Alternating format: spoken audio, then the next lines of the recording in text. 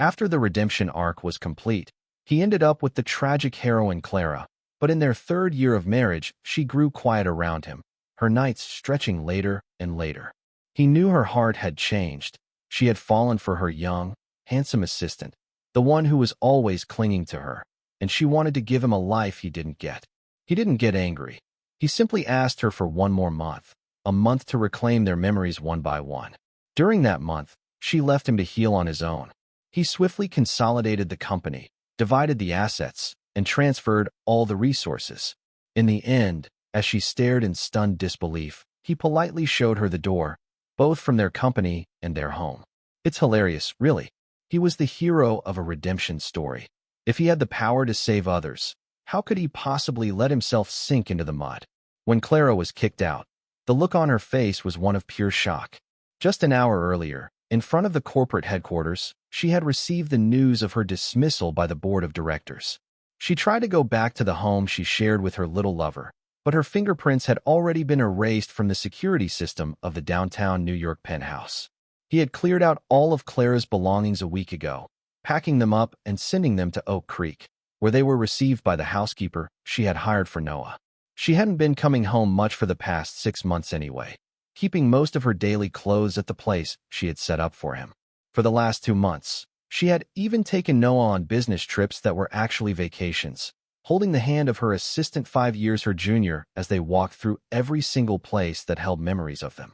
Clara had said that just as he needed to clear away his memories, she needed to say goodbye to her past.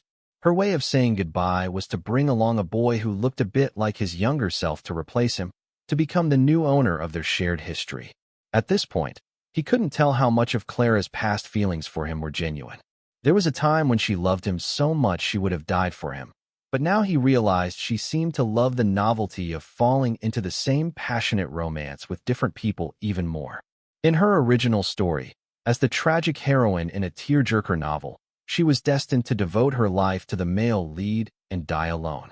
He saved her from that, gave her a happy ending. It seems that's when the story began to sour. The allure of the tragic heroine lies in her unwavering devotion to the hero. Readers can't help but fantasize about what they would do if they received such devotion, but reality is often the same.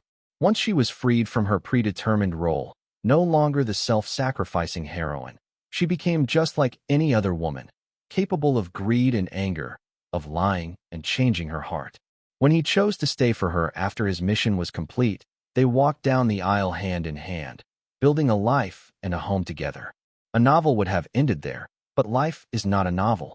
They had a period of fiery passion after the wedding, but then life settled into a quiet routine. She was still busy with her career, and he wasn't content to be a house husband. Clara's mother often complained, saying no man she knew neglected his home like he did after getting married. She was dissatisfied that even though Clara provided such a superior material life for him, he couldn't take care of Clara's every need. Her face bore no resemblance to the kind old woman who, when she was gravely ill and penniless, held his hand in the hospital and repeatedly sighed with relief that Clara had him. Years of living in luxury had raised her standards. She increasingly felt he wasn't good enough for Clara, but no matter how much she looked down on him, she couldn't change the facts. In the company Clara and he founded together, they each held 50% of the power.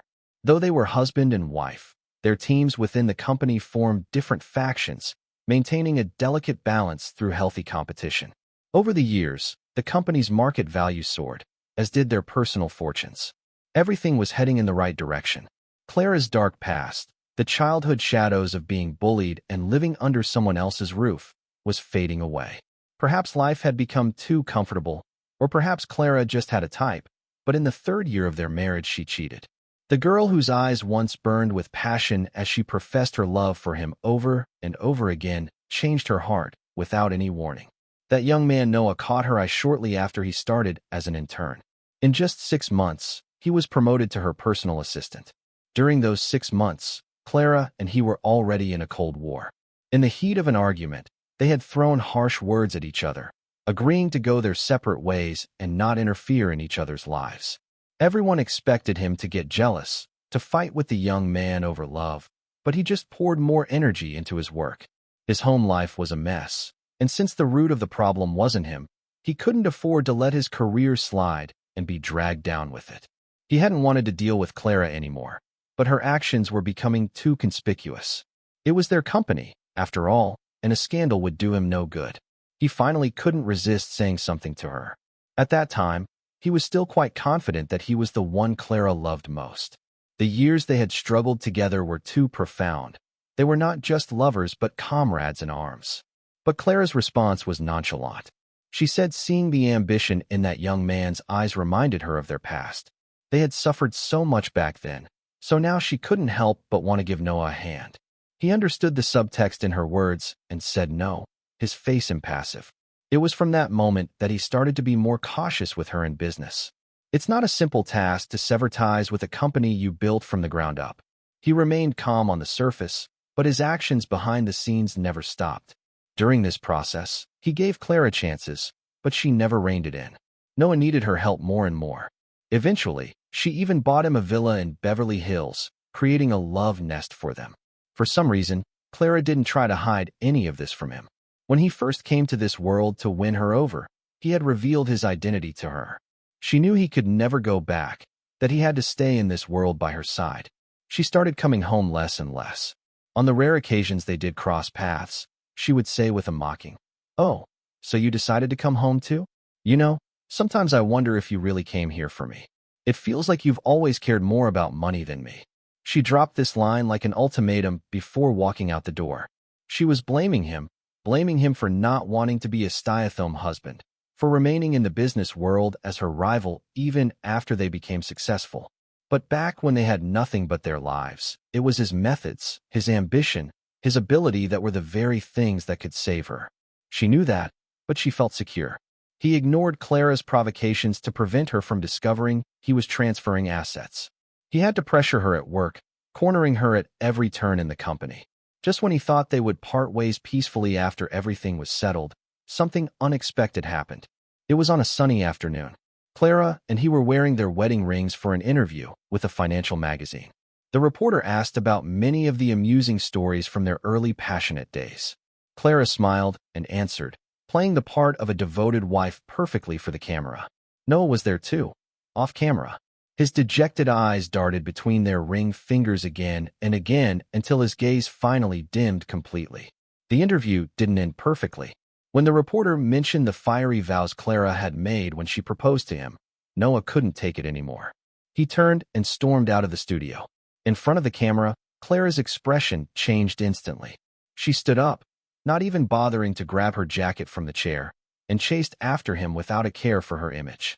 On that day, everyone witnessed the passion on Clara's face. She was like a young girl in the throes of first love, burning with sincere affection, unafraid of gossip. And he was the one left to clean up the mess she created.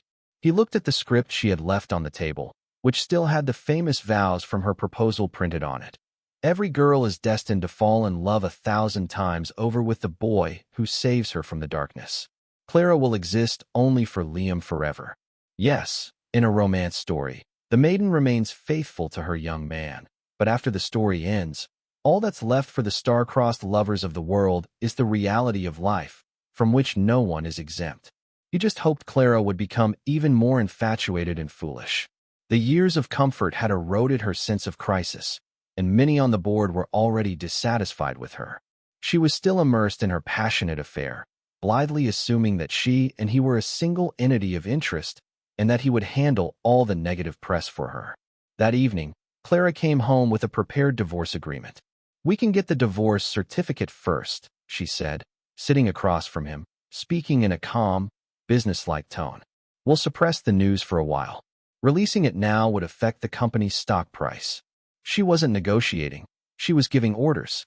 The tragic heroine, so accustomed to relying on him for everything, was now, even in divorcing him, still used to dumping her messes in his lap. "Liam," she said, "I used to love you very much. Your calm and rationality helped me through many difficulties, but sometimes I feel you're more of a reliable partner. People don't see their comrades in arms as their bedfellows. Before, we only had each other and could only see each other. Now I know what true love is." She claimed his love had too strong a purpose. First to win her over, then for wealth, power, and status. She said she had been running forward her whole life, never having a chance to stop and feel true love. Now she wanted to make up for that regret. He calmly watched the person before him, listening as she detailed her infatuation with another boy and her accusations against him, his mind preoccupied with the assets he had already moved. 6 months ago, he had already started a new company in his mother's name. There were still a few procedures to complete, but it was mostly done. But looking at Clara, who was still berating him, he changed his mind. Rather than just taking his assets and leaving, he now wanted to kick her out. Agreeing to the divorce now with a seemingly fair 5,050 split of assets would be letting her off too easily. After all, he was the one who had contributed most of the capital and effort to build this company. As for Clara's small contribution, it should be considered compensation for what she'd done to him.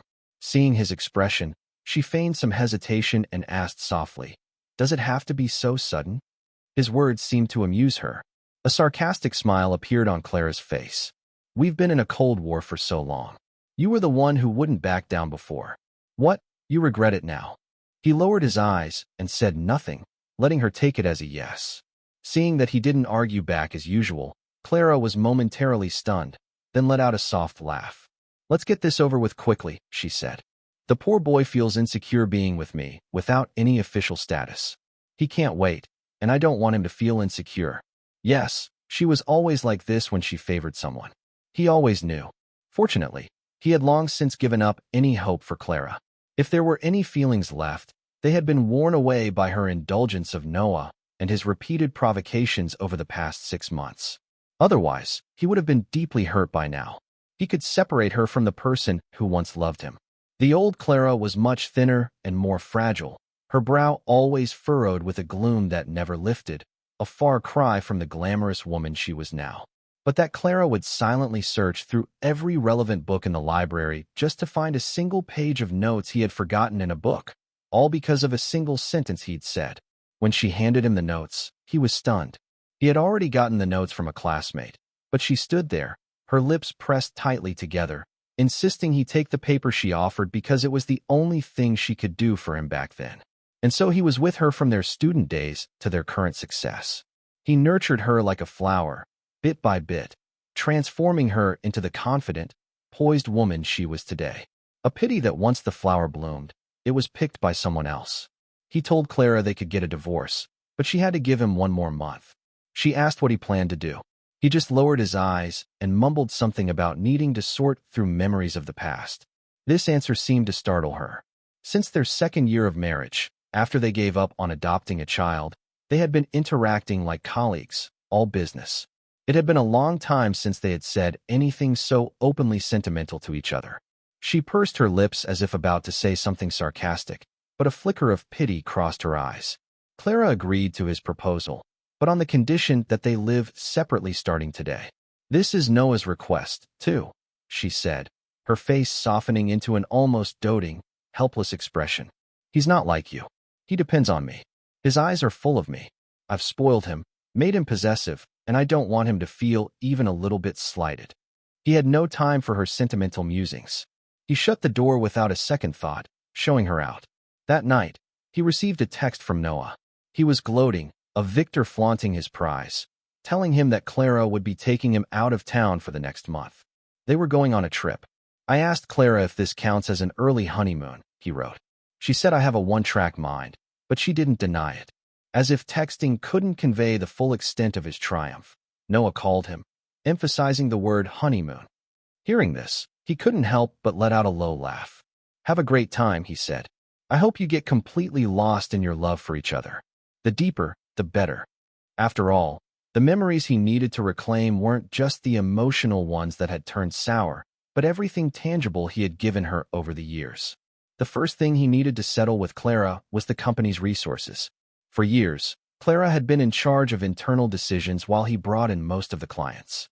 Over the past 6 months, he had spent a lot of time networking, gradually moving client resources to his new company, but the new brand's reputation wasn't fully established yet, and people still preferred to work with the established brand they had built together. Now, Clara's self-destructive behavior was a gift from heaven. 5 days after Clara left, he deliberately leaked the news that they were getting a divorce. There had only been speculation in the company before, but now he had confirmed it himself. Clara's trusted assistant sensed something was wrong and tried frantically to contact her, but Clara didn't respond. He had merely hinted to Noah that he was planning to use their shared history to win Clara back, and he clung to her even tighter. On the 5th day, he timed a call to Clara perfectly. A few vague, ambiguous words were enough to send Noah into a jealous rage. He confiscated Clara's phone, pestering her to ignore all electronic devices. Clara indulged him. Apart from assigning some work to her assistant before she left, she really did stop checking in on the company. Of course, it wasn't that she didn't care. When her assistant asked what to do if problems arose at the company during her absence, her reply was, "Go to Liam. The company is our baby. He would never let anything happen to it." The assistant was stunned by her arrogant confidence, but Clara was unfazed. "You don't know him," she said. "He loves me. If he can't save our home, he'll be even more determined to save our company." You see, when it came to his love for her, Clara was even more confident than he was. And so she confidently went off the grid, probably still in that small town that had trapped her entire childhood. Noah was likely clinging to her, listening to her tell stories of their past over and over before gently cooing. "You have me now. I'll do better than him. I'll love you more than he ever did." Finally, after Clara had been out of contact for a second week, her team defected. A divorce is no small matter. The financial interests involved are immense. With Clara now madly in love and playing the disappearing act, the projects under her team's control were nearly all snatched away. The loss of revenue from these projects was temporary, but Clara's current unprofessional attitude was what truly disheartened everyone. In fact, the day before Clara handed him the divorce papers, Noah had been telling everyone that she was divorcing him. Combined with his vague responses over the past few days, the entire company knew a major change was coming. In such a situation, how could Clara be absent? Everyone is just trying to make a living. No one wants to follow a lovesick, incompetent boss. Thanks to some confidential documents brought over by her former confidant, the board's opinion of Clara plummeted, and he also received some unexpected windfalls. Right now, he was sitting in front of a major shareholder, watching his face darken as he failed to reach Clara.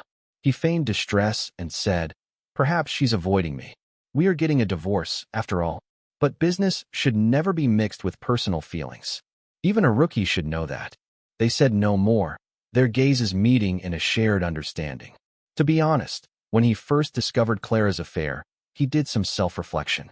At that time, they had been in a cold war for nearly 6 months after giving up on adopting their first child. The reason was simple. The child was chosen by Clara's mother. His previous reluctance had made her distrust his willingness to genuinely adopt the child, so she bribed their household staff to add folk remedies she got from somewhere to his food every day. She was convinced that if he kept taking them, it would bring good fortune to her family. She was obsessed, almost fanatical. Despite his careful attempts to avoid it, he couldn't escape it. His body started having problems due to these so-called health supplements. A doctor later told him the drugs had caused permanent damage. Clara's mom had ground up some bizarre herbs and mixed them into his meals from the very first day they decided to adopt. He stormed into her house and caused a huge scene. That time, Clara stood in front of her tearful mother and asked him when he was going to stop. In her eyes, her mother had acted out of good intentions. If it weren't for his increasingly poor attitude towards her mother after they got married, she wouldn't have resorted to such extreme and secretive measures. "We can have other children," she had said, her voice laced with impatience. "We have a long future ahead of us." Looking at her then, she felt like a stranger. Clara was abducted by traffickers as a child and sold to a small village. There, she was starved, poorly clothed, and forced to work by her cruel adoptive mother. This led to a twisted, insecure personality. Later, she was found and returned home, but only her seriously ill mother was left by then. He was already in her life. Finding her family did nothing to improve her situation. She still couldn't afford tuition and living expenses, and even had to find time to earn money for her mother's medical bills. In the past, Clara and he took turns caring for her mother in her sickbed. Back then, her mother was so afraid of losing a devoted fool like him from her daughter's life, she acted so kind, so gentle to both of them. She even tried to kill herself so as not to be a burden, but Clara and he saved her in time. Her mother's willingness to sacrifice herself finally allowed Clara to experience a long overdue sense of motherly love and family. From that day on, she vowed to make sure the two people she loved most would have a good life. Well, she didn't forget her promise, but she only fulfilled half of it. Her mother remained one of the most important people in her world, but the other one was no longer him. But it didn't matter anymore. After going through that almost unbearable pain and confusion, one day outside Clara's office, he saw her being intimate with Noah. When he turned his head, he saw a hint of his own reflection in his handsome young face. In that moment, it all became clear. It had come to this simply because of human nature. When you have something good, you always want something younger. There aren't that many stand-ins and first loves in the world. People just love what they love, and they stick to their type. Once he stopped expecting anything from Clara, she sensed his indulgence, and her affair became blatant. She even flaunted it in front of him, using a lover to threaten him, to make him angry and fearful, hoping he would eventually surrender, give up everything in the company, and return to a domestic life. He found it absurd.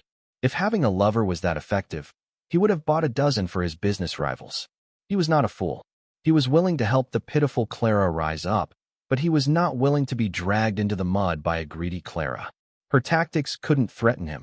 They only made him run faster and act more ruthlessly. Now, with the 1-month deadline approaching, Noah must have felt secure enough to let Clara have her phone back. She first saw the numerous missed calls from her assistant and the major shareholders and quickly called back, but no one was giving her a straight answer anymore. A few who were on good terms with her vaguely advised her to come and apologize to him, to calm his anger. Clara misunderstood. She thought he was jealous of Noah and throwing a public tantrum.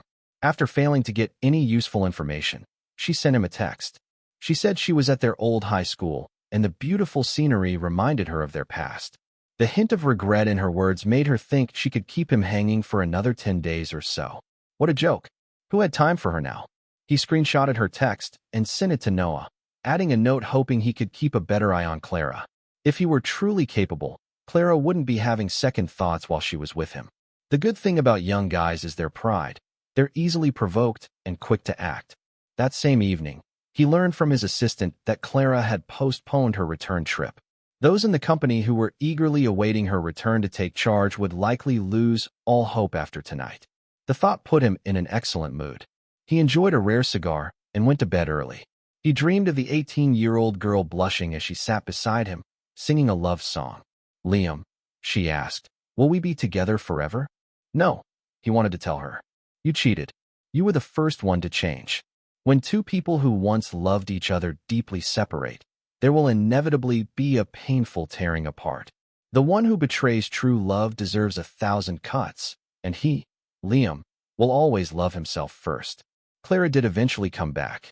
She looked genuinely regretful now, but the trip with Noah hadn't been as blissful as his social media posts suggested. Noah had some issues of his own, something he saw more clearly than Clara. She had admired the drive in him, thinking it was similar to his. Unfortunately, he channeled that drive in the wrong direction. He used his to build a career. He used his to chase women. So far, Noah's life had been smooth sailing. Clara liked him from the moment they met. In their relationship, he had almost always been the victor, condescendingly accepting the treasures Clara laid at his feet. But now, in his eyes, Clara was wavering.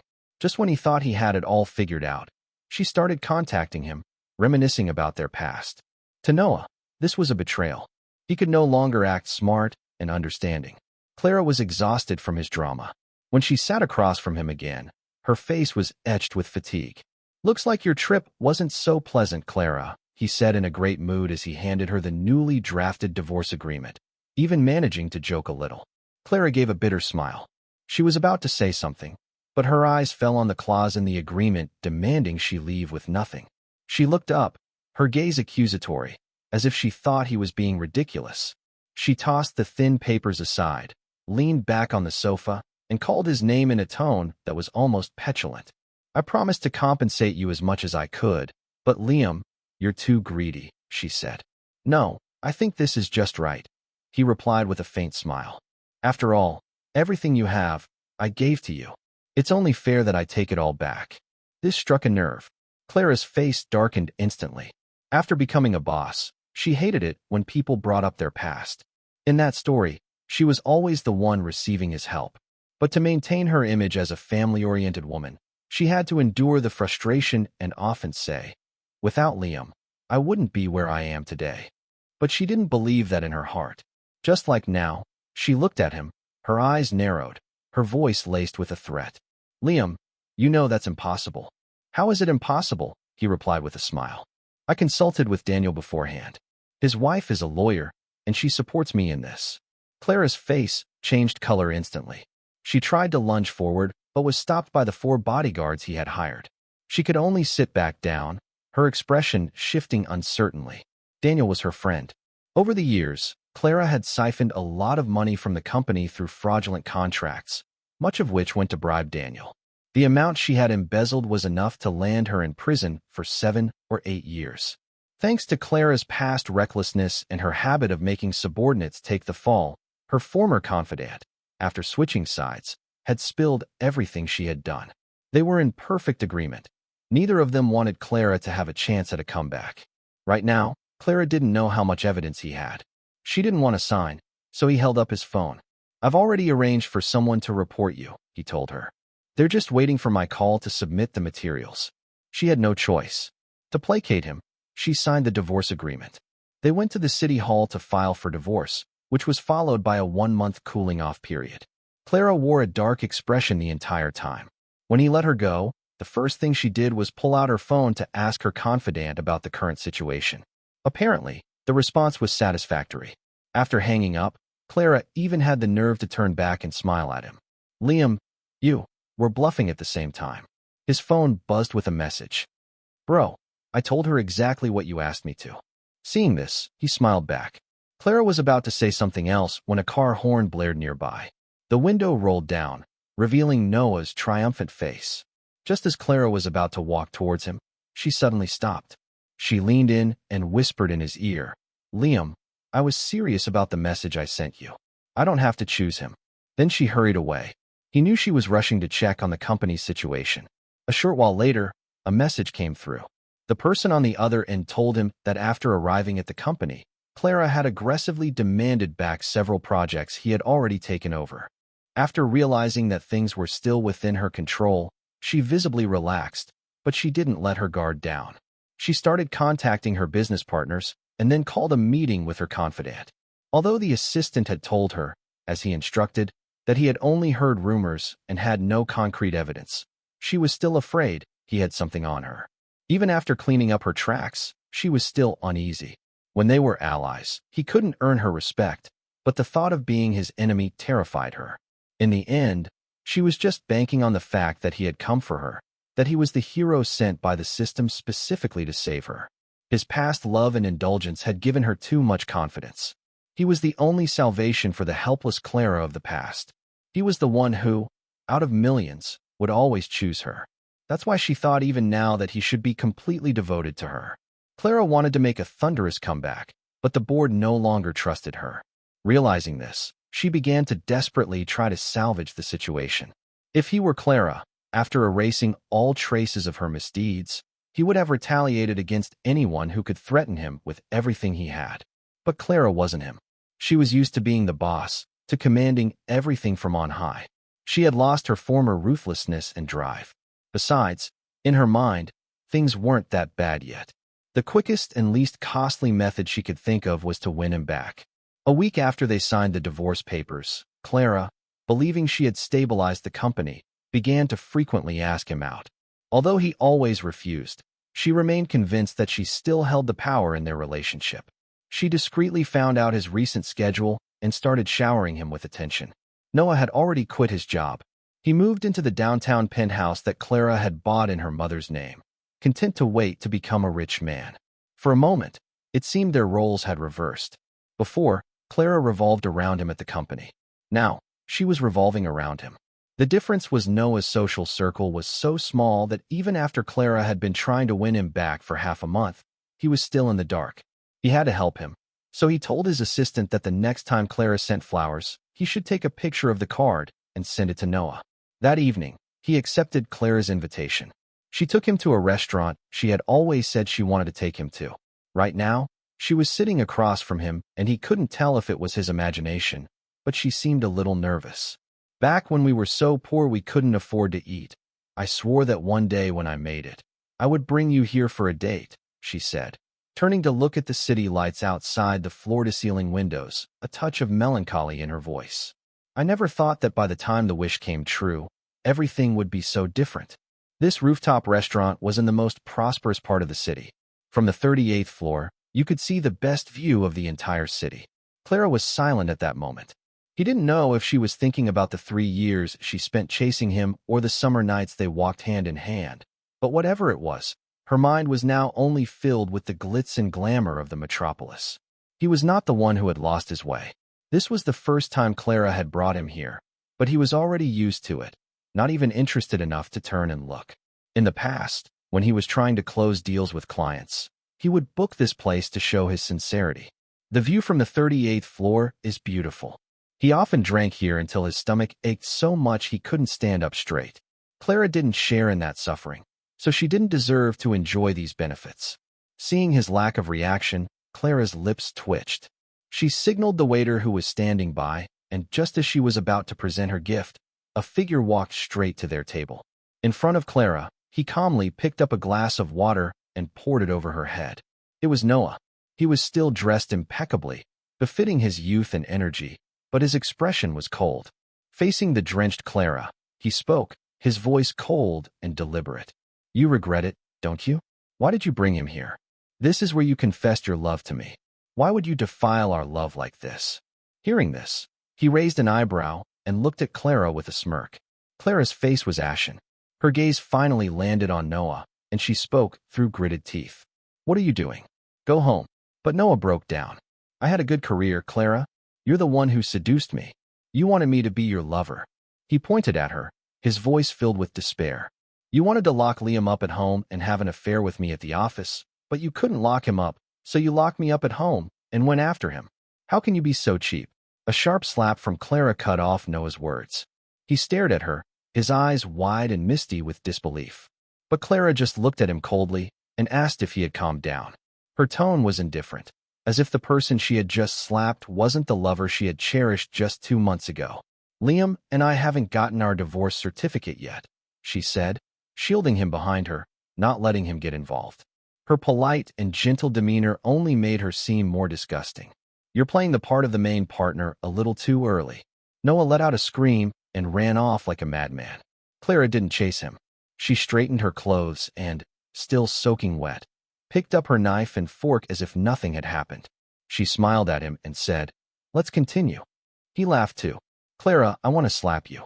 And with that, he stood up and slapped her across the face. He shook his hand and smiled at her. Sorry, my hand just has a mind of its own. Then he turned to leave. Behind him, Clara started to laugh. Her head was turned to the side from the slap, but she looked happy. Liam, you do care, she said. These past few days, I've been thinking about our past. I don't think I'm happy about losing you. He had no patience for her nonsense and walked away. Clara got up to follow, but then screams erupted from outside. It was Noah, threatening to jump off the building, demanding that Clara come and comfort him or he would jump. Clara eventually went to deal with Noah. As for him, he walked away quickly, almost running. Clara was disgusting and Noah was sick. They were best off entangled with each other for the rest of their lives. He hoped that once Clara lost her luxury cars, her mansion, and her CEO title, they would still be shackled together for life. He didn't know how that night's drama ended, but many of the wealthy wives in their circle frequented that restaurant, and the story about Clara spread like wildfire. The next day, everyone at the company looked at Clara differently. She, however, had a good attitude and acted completely unaffected. During work hours, she still tried to come to his office to talk to him, but he had long since changed the password. All her contact methods were blocked, so she could only find his assistant and ask him to convey her feelings of longing for him. After 3 years as a high and mighty CEO, it had been a long time since Clara had humbled herself like this. When he didn't respond, she even had the audacity to have her assistant tell him that the things he had used to threaten her, she had actually cleaned up long ago. The only reason she was still coming to me now was because she realized she truly loved me. That month I went traveling with Noah, she had said. We went to many of the places you and I had been to. I thought I was just blinded by the beauty of the past, that what I felt for you wasn't love, but then I realized if the person standing next to me isn't you, it just doesn't feel right. Liam, I really do still love you. When I came back, I wanted to win you back, but you wouldn't even give me a chance to speak. She sounded aggrieved. His assistant, and he felt sick listening to it. He had the assistant send a recording of her words to Noah. Noah had learned his lesson. He blocked him, trying to numb himself by cutting off all information. He had his assistant use different numbers to send it to him. Finally, he couldn't take it anymore. He stormed into the company that afternoon and caused a huge scene in Clara's office. His assistant went to eavesdrop and came back muttering, "Clara isn't even officially divorced yet. How can he be telling everyone she's pregnant?" "Hey man," he said, "why are you smiling so happily?" "Oh, nothing," he said. "I just thought of something funny." The thought that any child Clara had would be barred from civil service jobs just made him smile. With the cards on the table, Noah's possessiveness exploded. He no longer stayed quietly at home, but clung to Clara even tighter. Clara had been trying to salvage her reputation at the company, but now it was even worse. She no longer had the energy to bother him. Time dragged on until the cooling-off period ended. On the day they were supposed to get the divorce certificate, she dragged her feet for a long time. It wasn't until he unblocked her and sent her a message telling her that if she spent 2 years in prison, he could still sue for divorce on the grounds of separation that she reluctantly showed up. The moment she saw him, her eyes turned red. "Liam, I dreamed about our past again," she said, her voice trembling. "I can't tell anymore if people like me because I'm Clara or because I'm the CEO. Back when I wasn't a CEO, you were the only one who was good to me. I was blinded by money and power. I was wrong, Liam. Can you give me another chance?" she pleaded with him, refusing to step into the city hall. He could only look towards Noah, who had been following her. Noah rushed over to hit him, but was grabbed by his bodyguards. He started wailing. "Clara, are you just going to watch them bully me like this?" Clara's face darkened. He sneered. "You better hurry up, Clara. If your precious boy gets hurt, you'll be heartbroken." At his words, Clara closed her eyes in pain. In the end, he got the divorce certificate. As they parted ways at the city hall entrance, Clara was still reluctant. She looked at him, her eyes full of longing. "Liam, if it's possible." "No, it's not possible," he said with a cheerful smile. "Clara, considering I suffered with you in the past only for someone else to reap the rewards, it's only fair that it's now your turn to suffer." Hearing this, Clara's face went white. At that moment, she finally woke up and realized the gravity of the situation. She quickly contacted her secretary and rushed to the company, but when she got there, she learned she had been fired by the board. Her former secretary came to see her off, politely asking her to leave and advising her not to be so high-profile. Clara tried to contact him again. She didn't deserve to. He was CEO Liam. Now she was just little Clara. "You need an appointment to call my private number." Realizing he was serious, Clara calmed down quickly. Perhaps she had a premonition of what was to come. She chose to stand on the side of the road and call Noah, her voice as gentle as it used to be. They got a marriage certificate as quickly as possible. Clara then gave Noah a long list of instructions on how to care for her mother. Noah, lost in the joy of his impending wealth, agreed perfunctorily. But it wasn't long before their mansion was foreclosed on, and they lost all their luxury cars and properties. It wasn't until Clara was summoned by the court and then taken away by the police in front of him that he realized his wife was no longer a CEO. The moment Clara saw her secretary testify against her, she understood. He had all the evidence of her financial crimes. There was no escaping the prison sentence that awaited her. To leave a servant for her demanding mother, she chose to drag Noah down with her. Clara was still the same Clara. Peel away the glamorous exterior, and you'll find a coward who is always waiting for someone else to save her. Soon, her verdict came out: 6 years. She requested to see him in prison, and he agreed. When they met again, both Clara and he were very calm. She was genuinely remorseful now. "I was wrong," she said. "I betrayed you. This is what I deserve." "Yes, I think so too," he replied. They sat in silence. Just as he was about to leave, Clara called out to him. "Why?" she asked. "Weren't you here to save me? I was your whole reason for staying in this world. Why would you do this to me? I stayed in this world for you. But my brain isn't broken," he said, standing up and looking down at her. "Clara, I can love others because I know how to love myself first. Sacrificing myself for someone who harms me isn't redemption, it's being a doormat. I won't do that. Since you didn't want to cherish what I gave you, I took it back. It's that simple. Meeting Clara's gaze, he smiled. Look, you're just back where you would have been if I hadn't helped you. Penniless and alone. Oh, and your mother is still seriously ill. He looked at her and said with a grin, your true love Noah didn't want to take care of your mother and tried to leave. Your mother wouldn't let him, and during the struggle she was pushed, fell, and is now paralyzed from a stroke. Clara, you'll have a heavy burden to bear when you get out. Of course, Noah didn't get a happy ending either. Your mother, afraid he would find someone else and leave you, slashed his face and spread rumors everywhere about him being a homewrecker. Now no one will hire him. One is paralyzed, the other is disfigured. Clara, you'll have a heavy burden to bear when you get out. With that, he smiled and left, leaving Clara to scream and rage in her cell. Honestly, if Clara had been resilient enough, she might have been able to start over after 6 years. Of course, 6 years was also enough time for him to become even more powerful. He was waiting to see if Clara would dare to face him again after her release, but he never expected her to lack even that much courage. In her 3rd month in prison, Clara killed herself. The tragic heroine who could only find true love and hardship had her life cut short. When her mother heard the news, she was overcome with grief and clung to life on her sickbed for another half a month before finally passing away. It was the disfigured Noah who pulled her oxygen tube. Shortly after her death, Noah was also arrested. Their stories were over, and he, the tragic savior, lost his love and was left with a pile of unspendable money and a promising career. Alas, he supposed he'll have to spend the rest of his life in the company of money and ambition.